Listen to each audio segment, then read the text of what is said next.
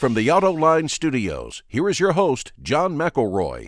I want to thank you all for joining us on Autoline this week. We're going to be talking about a new book that's come out called The Arsenal of Democracy. It delves into the role that Detroit and especially the Ford Motor Company played in converting wartime production from automotive production during the Second World War. And joining us on the show is the author of this book, A.J. Baime. And A.J., great having you on the Autoline. Terrific to be here. Thank you very much. Also joining me are two of my great colleagues, Mark Phelan from the Detroit Free Press and Henry Payne from the Detroit News. And great having the both of you here, too. Thanks, John. Thank you. So, A.J., I got to start out by asking you, what led you to go into this book? And we should warn the audience.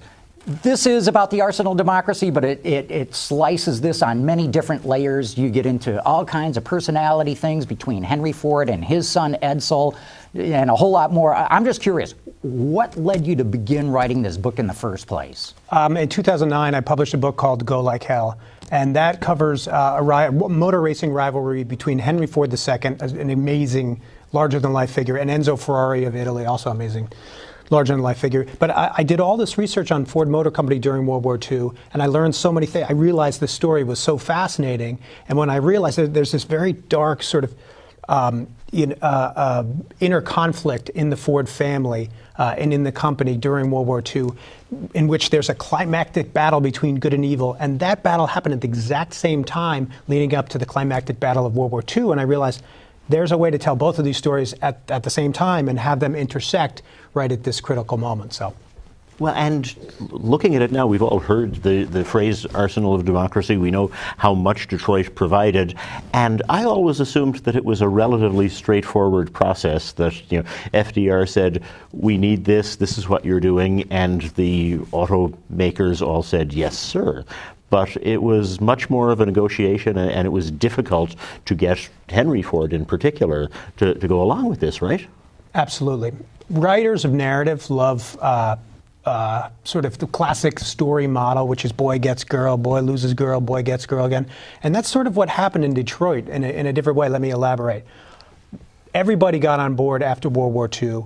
FDR came up with the idea, after Pearl Harbor, FDR came up with the idea with this speech called The Arsenal of Democracy. This was going to be a war of mass production. Everybody knew that Detroit had to play the starring role, and everybody got on board. After that, everything went fantastically wrong. It's amazing to me in my research when I realized even 6 months after Pearl Harbor, you read the back and forth between Churchill and FDR, to what degree we were underdogs and we were losing. Well, and the other thing that's fascinating to me, and again, everything sort of gets telescoped with history. But any student of that time knows that Roosevelt and business did not get along. The animosity between Roosevelt and businessmen was similar to the animosity you get today between the White House, between the Obama administration and business. So guys like Henry Ford, they did not like the National Industrial Recovery Act. They did not trust Roosevelt. And now here comes Roosevelt all of a sudden saying, we want you to contribute, we want you to help me. So, you have this clash of business and government, and now they're supposed to work together. It's a very interesting time. I agree with you. And if there was one business leader who did not like FDR, it was Henry Ford. Yeah. They hated each other. Yeah. But A.J., as you bring out in your book, Edsel Ford, Henry's son, was all behind what FDR wanted to do, at least in terms of converting to wartime production. So not only do you have this clash between Henry Ford and the president, you've got, and you brought this out beautifully, a real clash between Henry Ford and his son. Well, and Edsel comes off really as a tragic hero, I think, in much of the book. I think so, too. You mentioned the word Edsel today, and everybody says the same thing, which is, what does Edsel mean to you? You say, a failed car. Right. So, the Wall Street Journal review of this book really picked up on, if it was one thing that they picked up on, was the degree to which Edsel is this misunderstood character, and nobody knows who he is. A lot of people live even in Detroit, but at the time, Edsel Ford, he was Henry Ford's only child, or only legitimate child. There's rumors around that, but we're not going to go into that now. And it's another book. That's the next book. Even a more complicated one. But Edsel Ford was the only child of who was, in the first half of the 20th century, the richest, most famous man in the world. He was the child that anybody would want to be. Couples were naming their son Edsel Ford all over the country. There was an Edsel Ford born in Michigan, in Indiana, in Louisiana. You can type it into, you see all these census records. And But really, Edsall's life, he was a very tragic figure. And his father, he and his father, they loved each other desperately, and they just couldn't put it together. And so at the heart of this book is really a father-son story, which really comes to the fore, really climaxes during the war. And part of the reason for that is that Edsall was scarred by the fact that in the First World War, his father pulled strings to keep him out of the service, and there were editorials calling him the son of privilege, while others suffered in the trenches, and he felt terrible about that, and I mean that played into his eagerness to help with the Second World War, didn't it? Absolutely. I think Edsall Ford was not allowed. He was forbidden from by his father to serve in World War I, and he was brutally maligned at a very tender age in the newspapers all over the world.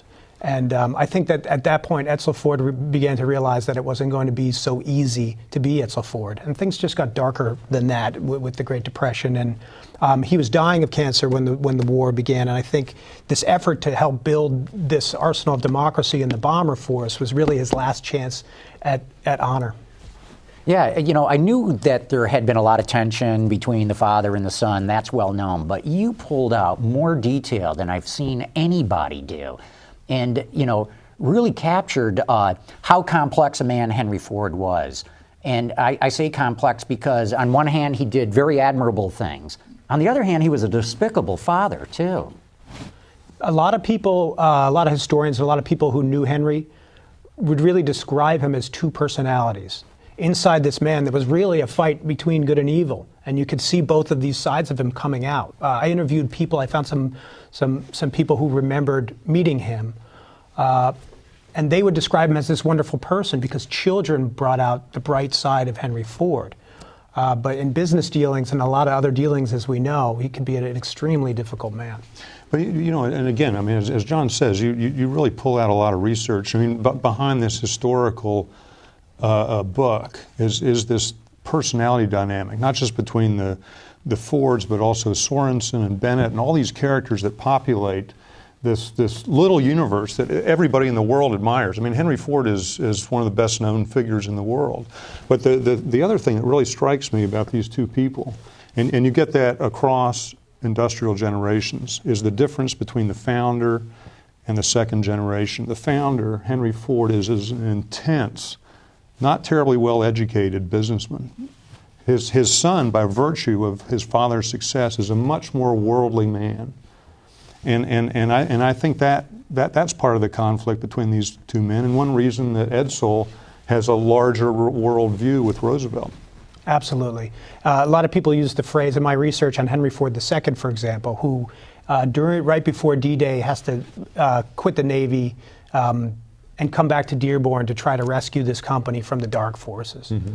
And a lot of people in describing, they say, shirt sleeves to shirt sleeves in 3 generations. The idea that Henry Ford had founded this company and his son was going to run it, and then by the time you get to the 3rd generation, it was all just going to disappear and fall apart.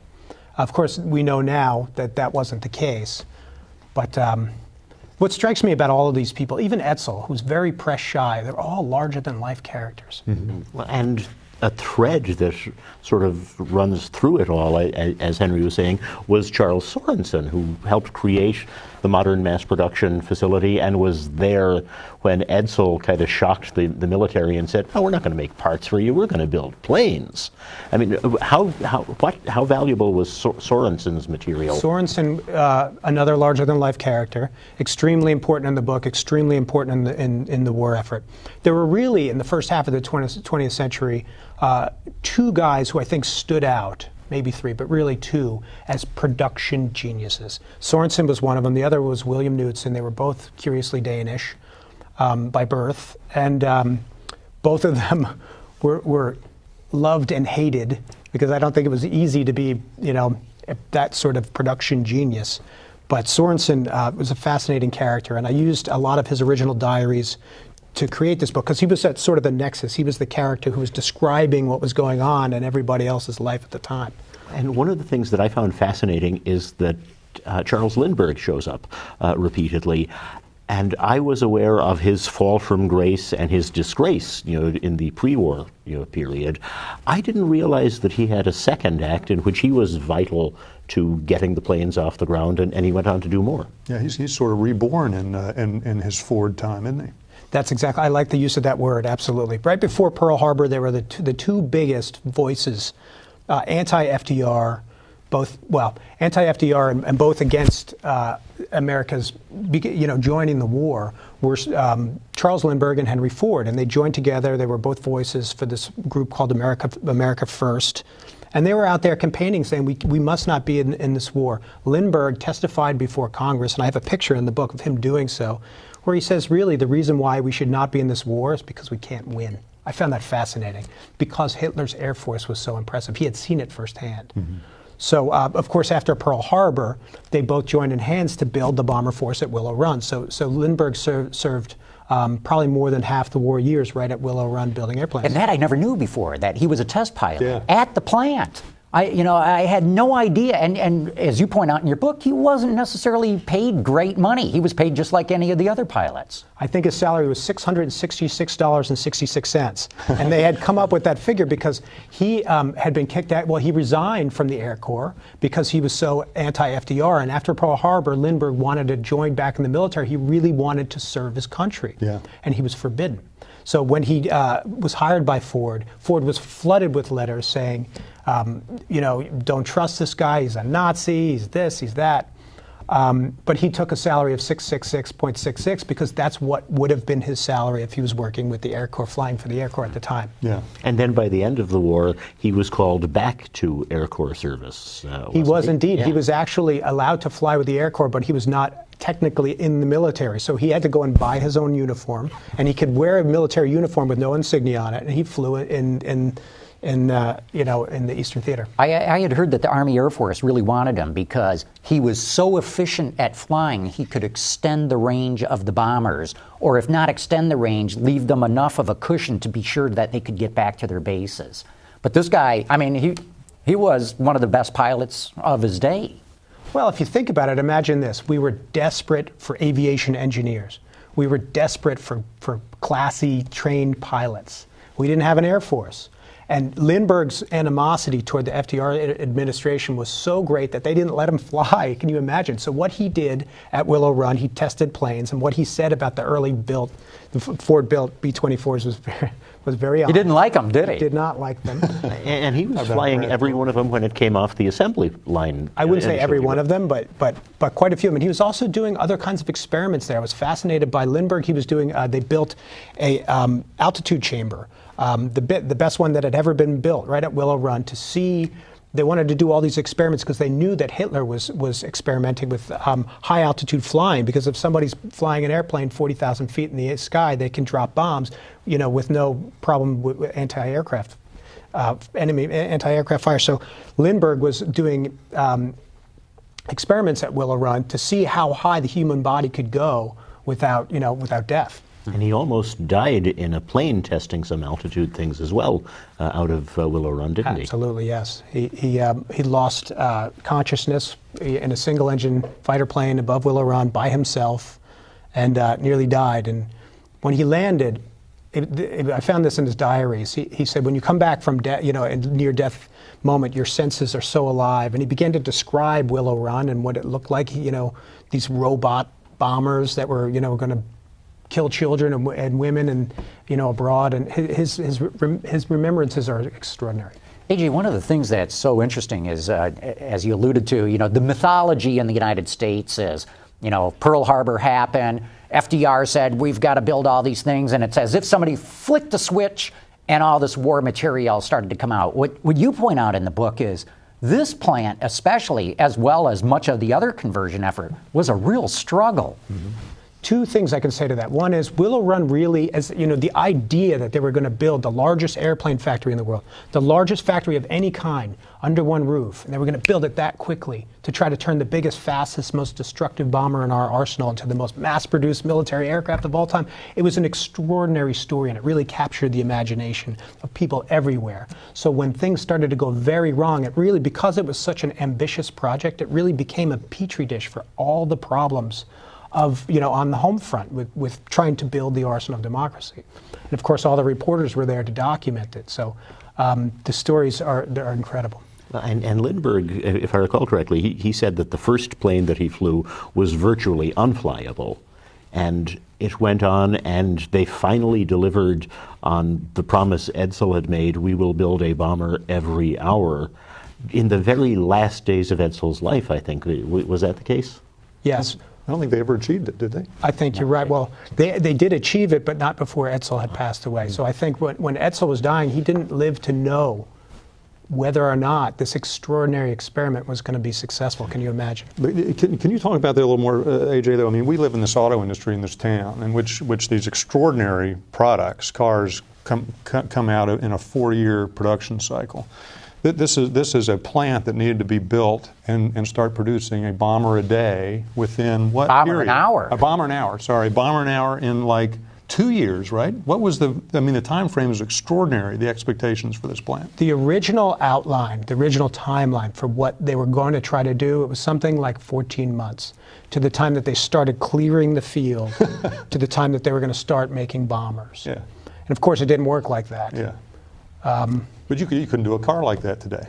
I mean, and no, and also 1941, you want to produce a B-24, a 4-engine bomber, in 14 months. Also, keep in mind the aviation.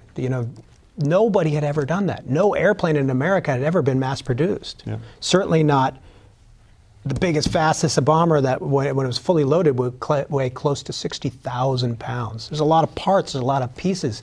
They actually, just the descriptions of how many rivets were used in each plane, the different kinds of rivets, the metallurgy, how they had to build them. These things didn't just exist. If you wanted a rivet, you had to make it. Right. The other thing I was fascinated by was just the people involved in making it and how there was no contingencies for the many thousands of employees that had to go there. Go through that a little bit, because I think most people are unaware of, sure, it's very complicated to build a bomber, but just the logistics of getting enough employees there to build them was a huge issue. It was. When this war began, the guys who created Willow Run, they thought that they would be able to draw labor from the neighboring communities and from Detroit, which was 27 miles away. And after Pearl Harbor, they had this rationing issue. So you couldn't drive you didn't have tires, you didn't have gasoline, you didn't have beer or coffee either, and that was a problem. But so they couldn't staff the place. Originally, there was going to be 100,000 people working there. At its peak, it was closer to just under 44,000. But that's 44,000 people who had to go there. So originally, they had people who wanted to work there. And of course, this is at the end of the Great Depression. People traveled from all over because they just wanted to get work. They had to live next to the factory, but there was no housing, there was no water, there were no toilets, there was no school, no doctors. So it was really an incredible social experiment. I think there's a misnomer that businessmen like war, that there's business in war. But actually, my experience is businessmen hate war because it disrupts markets. Now all of a sudden they can't. In the case of World War II, Europe now is walled off as a market. One of the fascinating subplots of your book is that Ford had expanded so fast internationally that it had factories in Germany producing trucks for the Nazis. At the same time, you had Willow Run producing bombers that were going to go over to destroy those factories, those Ford. So essentially, you had Ford producing bombers to go bomb Ford truck plants. Isn't that right? I speak slowly when I speak on this topic because it's such a complicated issue, yeah. And it's incredibly controversial to think. But yes, the Detroit Motor Companies, not just Ford, did play a role in building the arsenal, in Nazi-occupied territory. One of the things I found in my research, the Treasury investigation did it, basically raided Ford's office in the end of 1942, and put together this document for President Roosevelt. And I have the warrant that the investigators show up when he showed up at their offices and described the look on Edsel Ford's face when they said, "I'm going to go through your drawers and pull out all these documents." And the report is fascinating. And really what it shows is the Ford executives were given permission to communicate with the guys running their plants in Nazi-occupied territory just to find out what was happening. These were family friends, some of these people. They wanted to know that they were safe. And And these executives in Nazi-occupied territory would give reports of what was happening there, and they are fascinating. Now, I leave in the book, people will come to their own conclusions. Certainly the book is not an indictment, far from it. It's about patriotism, but I tried to explain what really happened.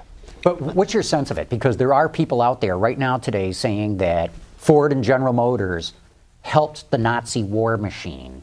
My guess is that if you were in Germany or France and the Nazis rolled in, you had a choice, do what they say or get shot. And I'm just trying to figure out, what's your sense of what really this is all about? Let me start by saying this. It's a pretty sexy story, isn't it?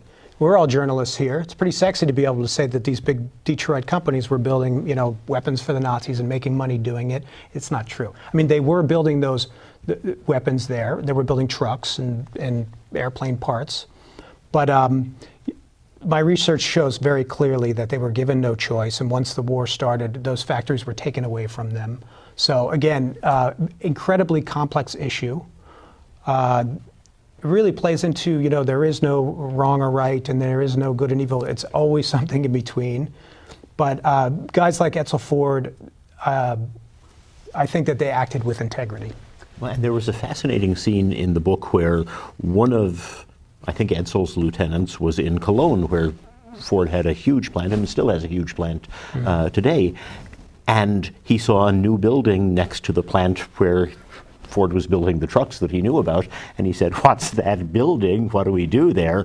And he was told by the German plant manager, "I can't let you in there. You're an American." So, I mean, it sounded like it was a real tightrope that everybody was walking. I think you're right. The gentleman you're talking about, his name was Thalberg, and he was the chief engineer, pretty much the only American working at the Cologne plant at the time. He was the chief engineer. And through his oral history, it's just a great window into how the Nazis really began to take that factory away. They began to be very secretive. The American was only allowed into certain places. He came to America to visit his family. He went back. There was a new plant built, and he wasn't allowed in there. And they were taking machinery out of the Ford plant, put it in that other factory over there. And after the war began, it became quite clear what was happening.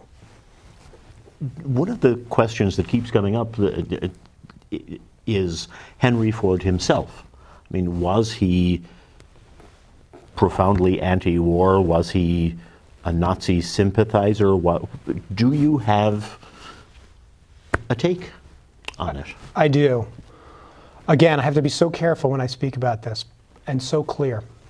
Before the war started, Charles Lindbergh and Henry Ford, they were anti-Semites. I think it's true. I think it's more than I think. They were definitely anti-Semitic. They were anti-Semitic. Virulently anti-Semitic.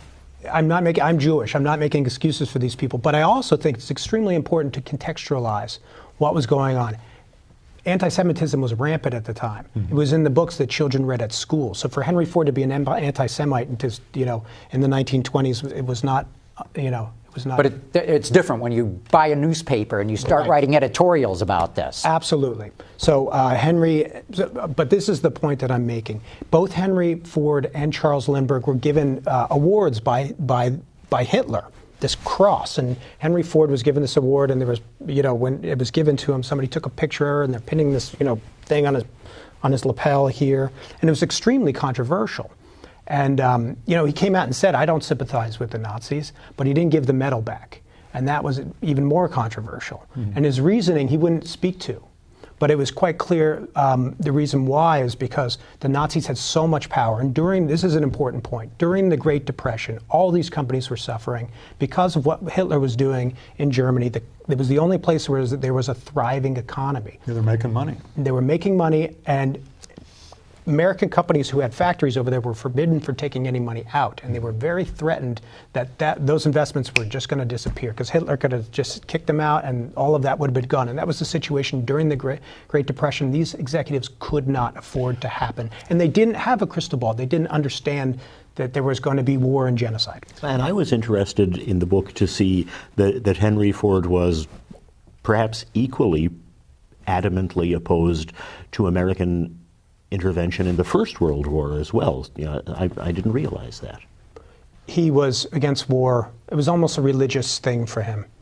He went on a peace crusade during World War I. He hired a ship and they went across to Europe and tried to stop the war. Literally, Henry Ford tried to stop the war with this peace ship, and it was a disaster. I mean, but yeah, he's trying to expand his product. But AJ, I think you do a wonderful. Again, this difference between a Henry Ford, a self-made man, a man of his time, as you say, really driven by business. I mean, just this intensely driven man. And then a son who, as a result of that, is a much more educated man. I think most most racism, most ethnic hatred is ignorance. And Henry Ford, what strikes me as interesting about him, and you really write about this in good detail. I mean, at the same time, this guy is putting out a newspaper. He's also hiring a Jew, Albert Kahn, to build his factory. exactly. At the point when that organization becomes becomes a blemish on him, the one that he was involved with Lindbergh, America First, or he leaves it, right? Right. He leaves it. So I mean, what always strikes me is that what drives him is his business instinct. At the point where it becomes a problem for his business, he anti-Semitism isn't there anymore. Yeah, and with that, we're going to have to wrap this up. But Henry makes a great point. I highly recommend reading the book. As you can tell, there's multiple levels to the story of the arsenal of democracy. A.G. Baime, thanks so much for coming. I thank all of you for joining this discussion. It's a great thrill. Thank really you. good. Thanks, A.J. Mark Phelan, Henry Payne, thank you both. And I want to thank all of you for having tuned in.